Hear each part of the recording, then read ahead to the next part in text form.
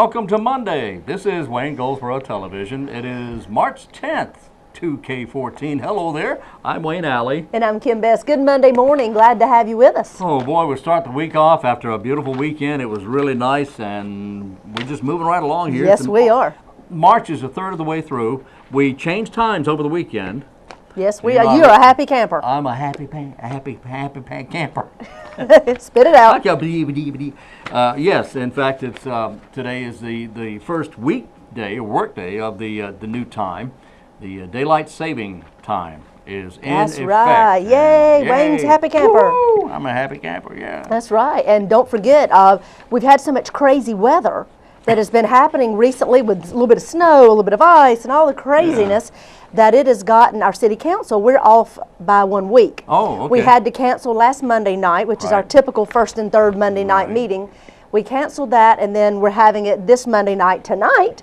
Okay. At 5 o'clock, of course, is our work session. Then at 7 o'clock is our regular formal meeting in the city council chambers. So join us tonight. Love to have you there. Well, how about that? Because our county commissioners were out of town at a conference last week, and we didn't have that meeting anyway. So that meeting has been scheduled for tomorrow morning at 8 o'clock. The briefing starts at 8, and then the meeting itself starts at 9 o'clock. So everybody's invited to attend. I hope you do. That's right. The only president to ever receive a patent for an invention was Abraham Lincoln. Really? What did he invent? He invented something that helped.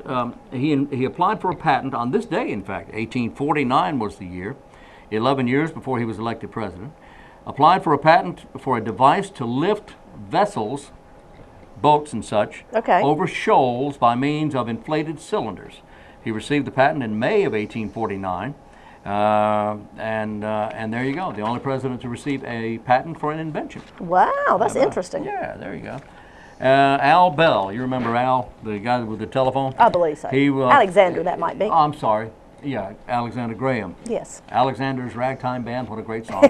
But Alexander Graham Bell sent the first clear telephone message into a nearby room to his assistant, Mr. Watson, this day, 1876, and it was an accident. Really? It was an accident. He had actually spilled something that actually activated the voice capability of the machine on which he was working, and yelled out, "Mr. Watson, come here, I want you," to help. And he heard him? And he heard him over the thing there.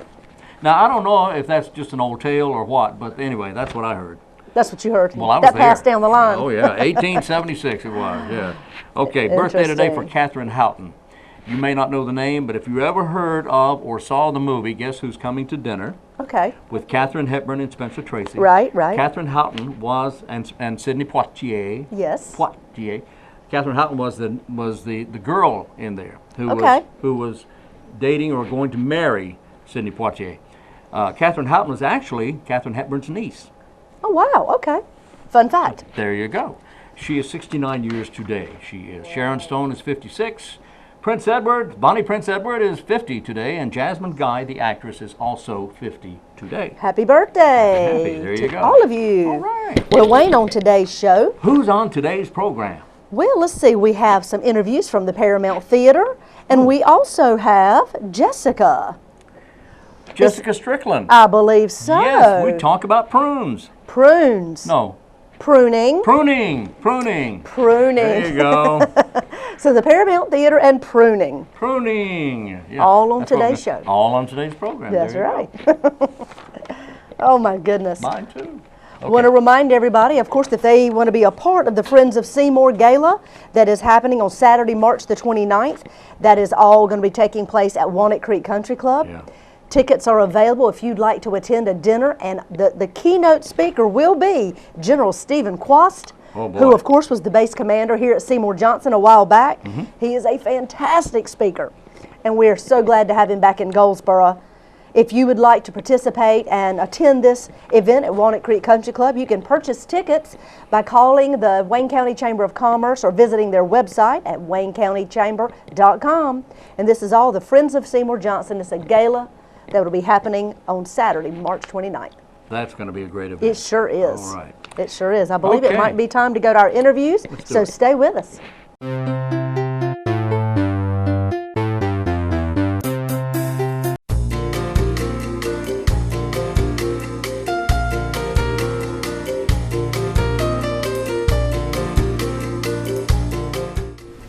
Thank you for joining us at the Paramount Theater. We are here in the boardroom and about to talk to Goldsboro Ballet. Miss Peggy Wingate is here with some wonderful guests so we can talk about Sleeping Beauty that is coming right up here at the Paramount. March the 14th, am I remembering that correctly? Yes. 14th and 15th, so it is Saturday night and Sunday, and we are excited to have you guys back in the theater. Haven't seen you since Nutcracker, so it's been a few months, so we are happy to have you back. And you have some great guests with you here, even one from out of state. Chris, Yes. it is wonderful to have you here. Thank you. Chris Montoya is in school at the University of Washington in Seattle, Washington, and he's come to be in residence for Dancing Our Prince. Wonderful. And so he will do that with both Sleeping Beauty, which is Kristin Limbaugh, and Megan Sutton. Lilac Fairy. Lilac Fairy kind of takes you through the ballet and encourages him and tells him to keep looking for Sleeping Wonderful. Beauty. So, Well, tell me about this residency. Will you be here just during this production? Will you be here after that? How does that work? you Well, I'm here for just this production, Okay. and hopefully maybe we'll come out again and teach the summer or something. Wonderful. But as of right now, just for this. When did you arrive? I arrived The the 27th. 27th, which is a Okay. Thursday. Yeah. before the snow. Yeah. Yeah. And we normally don't have all this crazy weather, but I'm not sure what normal is right now. But so you're here for about 3 weeks, I guess, Yeah. and so we get to just have your expertise and have you participate. I bet the girls are really excited about that too. So we have Sleeping Beauty back there, Kristin. Yes. Wonderful. Well, thank you. How long have you been dancing with Goldsboro Ballet? I've been dancing 14 years, so I guess that's about time. How about you, Megan?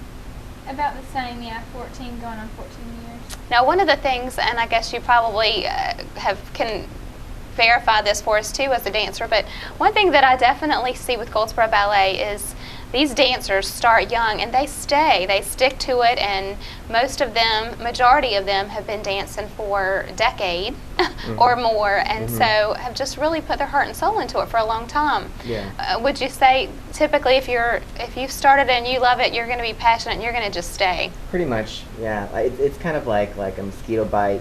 The more you scratch it, the worse it gets, you know? And that's not that dance is bad, but like once you get the bite, even if you stop dancing, you still appreciate it, and you still love it, and you still, go see performances or, I think you started, about 9 or 10? 10 years old. 10 years old, Which wow, wonderful. for a boy is usually about right.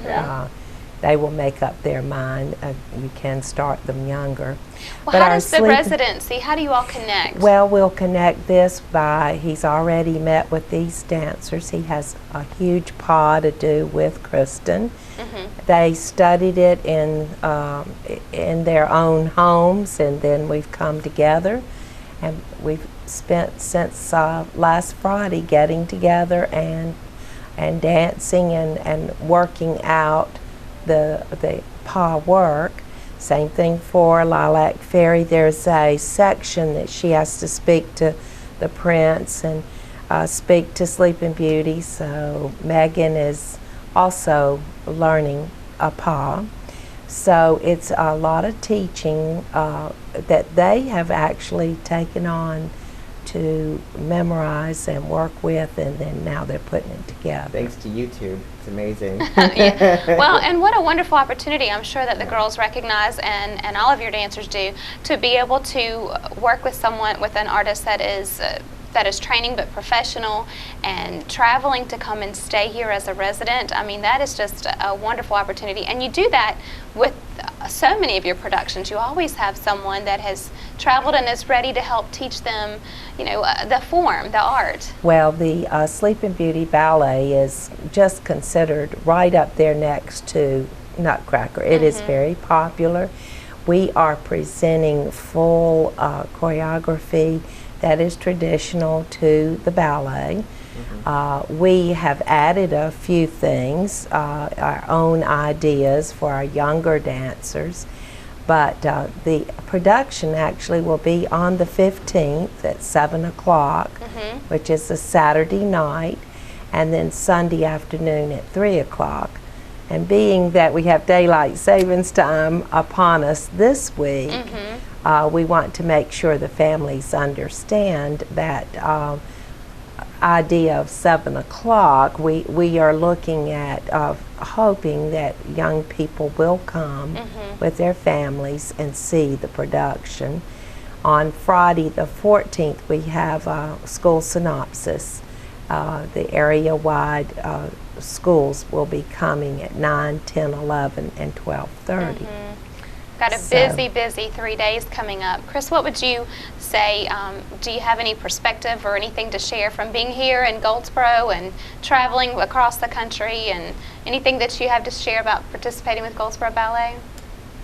Well, they have been the nicest people I've worked with, I'll tell you that much. And, you know, it's really refreshing to come into an environment where everybody's willing to work and everybody's on the same page about let's try this, or if something doesn't work, let's try something new, and really creating a safe and positive environment. It's really How nice. do you girls feel about the partnering that you've gotten to do so far? Has it been hard, or? Yeah, it's a nice experience because we don't usually have anyone to partner with because we're mostly girls, but it's nice to be able to learn from Chris. Absolutely, I'm sure. A nice challenge, I would imagine.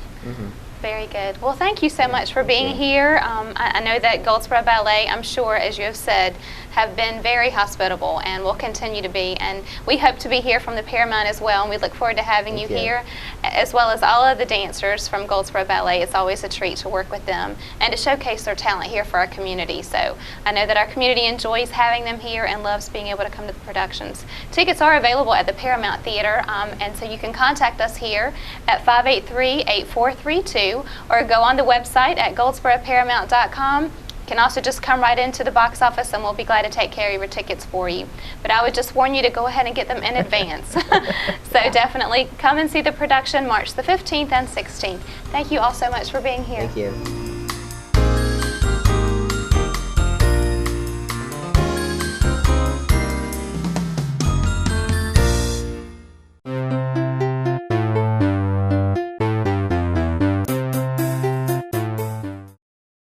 We're here at Herman Park on a cloudy, almost snowy day, afternoon here. We're talking about pruning, not prunes, pruning. We're here with Jessica Strickland of the Cooperative Extension Service, the horticulture agent for the agency, and talking about pruning. And behind us we have a crepe myrtle we're going to be pruning here in just a minute, or we're going to be, can we prune this? Or yeah, we can prune this. Okay, because you're authorized to do that. There you go. Okay, she's authorized. And we're going to talk about what you use to prune. Now, first of all, where do we start? When is the best time to prune? Are we within that window, and when does that window end? We are. We're within that window for most plants. Usually, most of your big pruning chores are late winter, which we consider late February into early March. Late February is usually the time people think about pruning. This is for plants that bloom in the summer, like crepe myrtles is a good example of that. The ones you don't want to prune during this time is ones that are spring bloomers. Azaleas, forsythia, those types of plants that bloom in the spring, you want to wait, because if you prune them right now, you'd be cutting out flowers. Those flowers are already set? Yes, the flowers are already set, so those you prune after flowering. Okay, after flowering. Yes. So after the flowers and blossom have spent, they're gone, prune at that time? That's correct. Okay, well now, with what do we prune? You've got some options for pruning tools, but it depends on the size of the branch. Okay. So for your hand pruners, there's a lot of options for hand pruners. You can get ones for left-handed people, right-handed. You can get ones that have better cushions on the handles.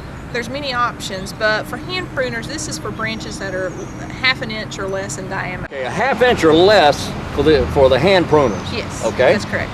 And if you've got a branch that is larger than a half an inch, you can use a pair of loppers. And loppers. This goes up, loppers are for bigger than a half an inch? yes, these okay. go for branches between a half an inch to an inch and a half in diameter. Then you would use these. You got a little more leverage on them. All right. With these, you can get ones with extended handles and so forth, but you would use these for some of your larger branches. Okay, up from a half inch to an inch and a half. Yes. And if you've got branches that are larger than an inch and a half, in diameter, then you would go to a hand saw or a pruning saw. Pruning saw. Yes, and these would work for your larger branches. Branches, or this would, I guess you'd consider using these for even for limbs, Yes, something that's large. right. Yeah, this is for your large limbs, large branches, greater than an inch and a half in diameters when you use these. Okay.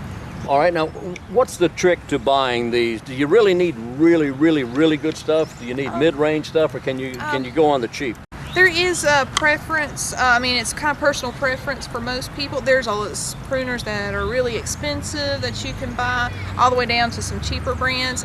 Depends on part of your personal preference, but also some of the cheaper ones, they might not last as long as some of the ones. So it's kind of deciding. Some people find a pair or find a brand and they stick with it because it's their favorite pair, especially a lot of our gardeners that are very enthusiastic about gardening. That's important to find a good pair of pruners. Right. Okay, very good. All right, now we're going to work on a crepe myrtle bush here now. Now these bloom?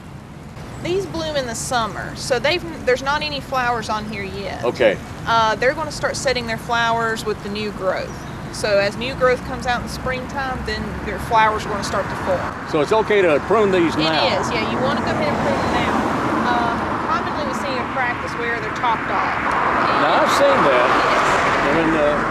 When it looks like somebody goes in and just gives it a flat top right here. Yes. Just cuts everything right here. Yeah, and a lot of times we kind of jokingly refer to that as crepe murder, that you're really, because you're really damaging the plant. You are. You are. When you make a cut, and also when you're just cutting anywheres on the branch and not really picking out a good spot to make that cut, what you're doing is you end up with those knots over time. You end up with a lot of little sprouts that come from that where that cut was made. Yeah. And they're weak branches. They fall easily. It doesn't perform well as ones that are pruned properly. So over a period of time you'll get more decay, more insect problems than if you prune them correctly. And then too, you lose the structure of the plant. Okay, now when we stand back and look at this plant, how do you know where to start? Okay, the first thing I start is with cutting out what I call the 3Ds. So 3Ds. The 3Ds, and that's the dead, dying, and diseased branches. Okay. Because you want to get rid of any of those because it could be a place for pests and diseases to get in. Usually a pest, like a disease, will find the weakest place, which would be a dying branch. Right. So you want to go ahead and prune those out. So all right. Let's go ahead, and we're going to start on one of these. Find us a good place to start here. Okay. All right. And tell me, as you prune, tell me what you're doing. Okay, so the first thing I'd look for is those 3Ds, which on this one, don't see too much of, so I think we're good with that first step. The second thing I would look for is any crossing or rubbing branches. And what happens is when you've got a branch that's going the wrong way, they're eventually going to rub. So you've got a good example in here, where you've got some branches that are already touching or they're rubbing. So that's going to develop a wound where diseases and pests can get in there. So I would go in, and when you make a cut, you're going to go back to where it meets another branch. That's where you want to mess it up, is right where it meets another branch.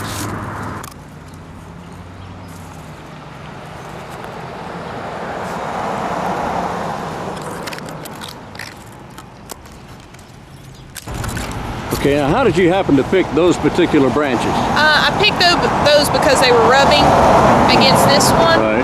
And so I went ahead and take them out. And you're kind of to a point here that I'd probably come back with the loppers and just clean that up, since you've got something, here where you got several wounds. I'd probably cut it back to where this branch now can take off and go away from the other branches, and then they're not going to cross again. All right. So I would probably take this spot out right here. What about the smaller branch on the other side there? Right. No, this one right here. Okay. This one you could, but it's okay so far. It's not really touching or rubbing any of the branches, so it's in good shape right now. Okay. All right. And where? Otherwise, you're cleaning up. This tree's in pretty good shape. You're just doing some cleanup. So some of this little twiggy growth, I might take some of it out that's lower on the plant, just to keep those trunks and branches, those bigger branches, clean. You don't want to leave any stubs. Here's a good example where there's kind of a stub left there. It's just going to die and decay. So you don't want to have those, because when you make a cut, what you're wanting to do is cut in front of the branch collar. And if you look, there's a little ridge where the branches meet, and you always want to cut in front of that, and that way the wound will heal quicker, because that's where the plant's actively growing, is right at that branch collar. So you'll kind of get that donut look, and you'll have that healing there if you cut right in front of the ridge. Cut right there. Mm-hmm. Okay, good. And otherwise, again, some of that twiggy growth, that's a little bit lower, I would take it out. And the other thing crepe myrtles are bad for is having suckers.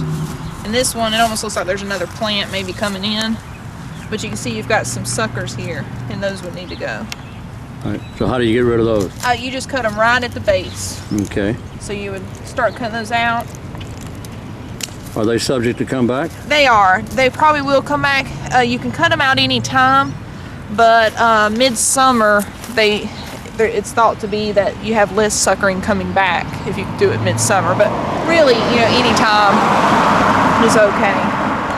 And so you continue and take that completely out to clean the base of it. Take that shrub out there. Yes. All right. But otherwise, for crepe myrtles, it's in pretty good shape. Maybe in here, you can see where this branch is going more in towards the center. Which one is that?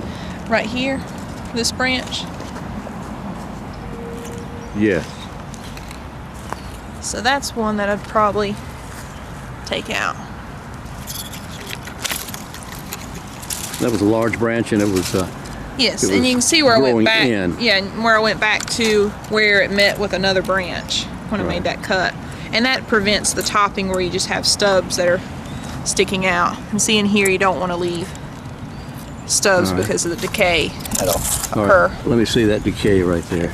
So you don't want to leave that. Okay, you don't want to leave that. You want to cut that. Yes, and when you make your cuts, you want to make a clean cut so you can prevent. All right, let me back up a little bit. There we go. Okay. And you can see there where there is a little bit of decay there. Yeah, okay. And some people ask about the seed heads. The seed heads, it's optional whether you want to take them off. Some people do with smaller trees like this one. And once it gets too big, they don't bother with it since it's hard to reach. But those, you just tip them by cutting those out. And a lot of times you cut back to a bud. So you can see there's little buds coming up there. Yeah. So cut back to that bud there. Yes. Would you consider this one to have been taken care of? I believe so. They've selected their trunks. Some people prefer 3 trunks. These, they're keeping 5, but you see 3 to 5. So 3 to 5 trunks. Yeah, so it's a preference whether you want 3 to 5, but they've picked their main trunks and then they've started cleaning and pruning out the rest. So actually, this tree's been taken care of quite well. Okay, very good. Well, they're doing it right. Yes. They didn't come in here and chop everything off correct. at the top. So. All right, so if you wanted to, let's say if you wanted to do that, what if your tree is too big and you wanted to cut it back? How far can you cut it back? There's a lot of debate on that. Okay. A lot of people feel that, because we have people that ask, can you cut it to the ground and let it start over? But if it's a large tree, you've got a large stump that you'll have sprouts from, and you've got to pick which sprout's going to be your new trunks, but you've got a weak connection to that trunk and to the root system. So I still feel it's a weak connection, and that stump can decay, or you've got, where it'll decline the health of the tree. Yeah. So really, if it's planted in the wrong spot and it's maybe too big, it might be a consideration to see if you can replace it with a smaller tree. I know that's a big chore, but really the topping off, it's going to hurt it whether you top it way back to the ground or higher up. So pick and choose your limbs carefully. That's right.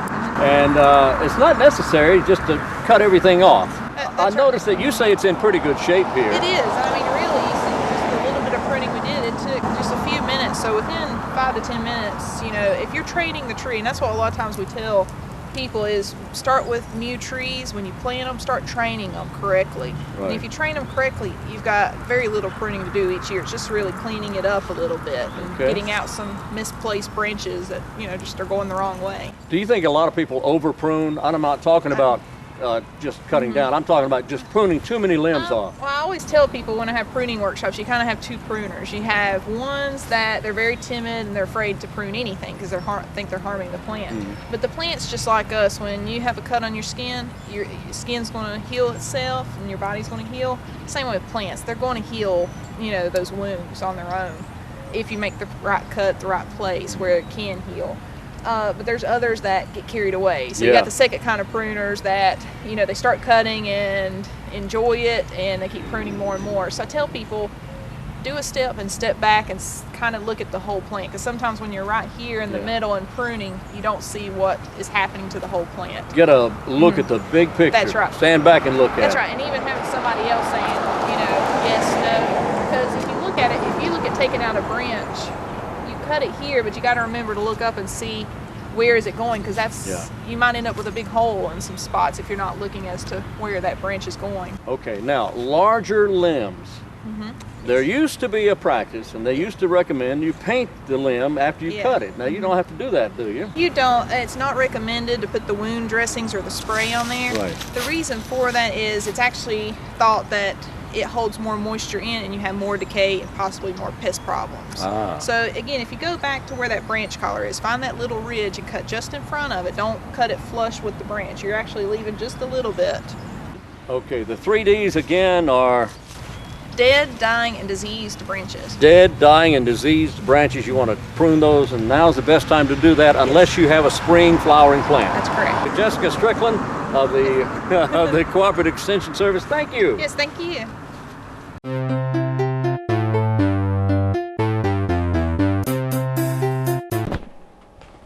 Woo! We moved in closely, didn't we? Yes, we How about did. that? Well, that was good. I enjoyed that. That was great. Learn how to prune. I learned about prunes. That's right. And how to prune. Yeah, that was good though. Jessica's very good at Yes, this. she is. Yes, she is. Our horticulture agent for Wayne County and doing a great job. That's right. What you got? Let's see. Oh my goodness, you want to do some basket weaving? You ever weaved a basket? Well, no. Well, for those that would like to learn how to weave baskets, Yes. you can go out to Goldsboro Parks and Recreation and at Herman Park. They are teaching those classes now, but I can't see when they are, so I'll let you tell the rest of that. Oh, you poor thing. I know, it's a shame. It's called Glasses Needed. Okay. Okay, April 12th. That's the first class. That's the next class. Yeah, April 12th and then August 2nd. Perfect. They allow time to get over it, or I guess. I don't know.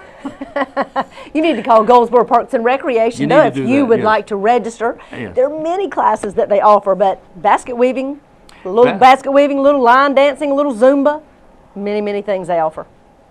Don't go there. A little song, a little dance. Yes, a little song, little dance. A little seltzer down your pants. There you go. Now, okay, moving on here. The cost is $20 for supplies. $20 for supplies. That's for basket weaving. Well, that was actually an old clown saying. That's neither here nor there. Okay, $20 for supplies for basket weaving at Herman Park Center. The next is April 12th, and then August 2nd, and then after that, it's sometime in October. Anyway, Parks and Recreation 739-7480, 739-7480. There you go. There you go.